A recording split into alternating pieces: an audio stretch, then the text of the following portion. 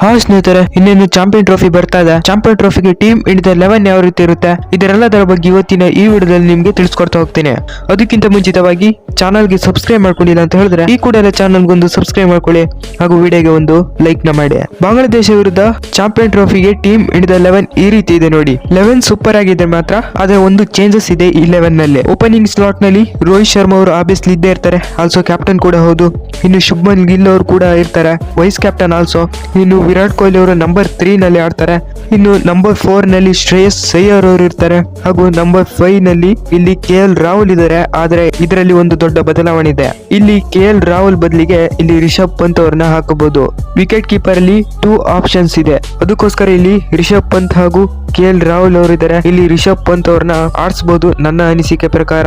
Number 6 ನಲ್ಲಿ ಅಕ್ಷರ್ ಪಟೇಲ್ ಅವರು ಆಡ್ತಾರೆ. ನಂಬರ್ 7 ನಲ್ಲಿ ಆಬ್ವಿಯಸ್ಲಿ ಇಲ್ಲಿ ಹಾರ್ದಿಕ್ ಪಾಂಡ್ಯ ಅವರು ಇದ್ದೇ ಇರ್ತಾರೆ. ರೀಸೆಂಟ್ ಆಗಿ ಕೂಡ ತುಂಬಾನೇ ಒಳ್ಳೆ ಪರ್ಫಾರ್ಮೆನ್ಸ್ ನ ಕೊಟ್ಟಿದ್ದಾರೆ. ನಂಬರ್ 8 ನಲ್ಲಿ ರವೀಂದ್ರ ಜಡೇಜಾ ಅವರು ಇರ್ತಾರೆ. ನಂಬರ್ 9 ನಲ್ಲಿ ಕುಲ್ದೀಪ್ ಯಾದವ್ ಅವರು ಆಬ್ವಿಯಸ್ಲಿ ಇದ್ದೇ ಇರ್ತಾರೆ.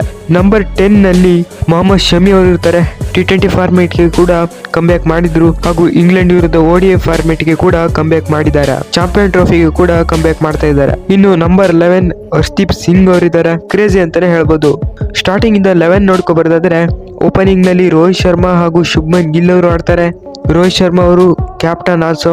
ಇನ್ನು ಶುಭ್ಮನ್ ಗಿಲ್ ಅವರು ವೈಸ್ ಕ್ಯಾಪ್ಟನ್ ಹಾಗೂ ನಂಬರ್ 3 ನಲ್ಲಿ ವಿರಾಟ್ ಕೊಹ್ಲಿ, ನಂಬರ್ 4 ನಲ್ಲಿ ಶ್ರೇಯಸ್ ಅಯ್ಯರ್, ನಂಬರ್ 5 ನಲ್ಲಿ KL ರಾಹುಲ್ ಅಥವಾ ರಿಷಬ್ ಪಂತ್ ಹಾಗೂ ನಂಬರ್ 6 ನಲ್ಲಿ ಅಕ್ಷರ್ ಪಟೇಲ್, ನಂಬರ್ 7 ನಲ್ಲಿ ಹಾರ್ದಿಕ್ ಪಾಂಡ್ಯ ಅವರು, ನಂಬರ್ 8 ನಲ್ಲಿ ರವೀಂದ್ರ ಜಡೇಜಾ, ನಂಬರ್ 9 ನಲ್ಲಿ ಕುಲ್ದೀಪ್ ಯಾದವ್, ನಂಬರ್ 10 ನಲ್ಲಿ ಮೊಹಮ್ಮದ್ ಶಮಿ, ನಂಬರ್ 11 ನಲ್ಲಿ ಹರ್ಷದೀಪ್ ಸಿಂಗ್.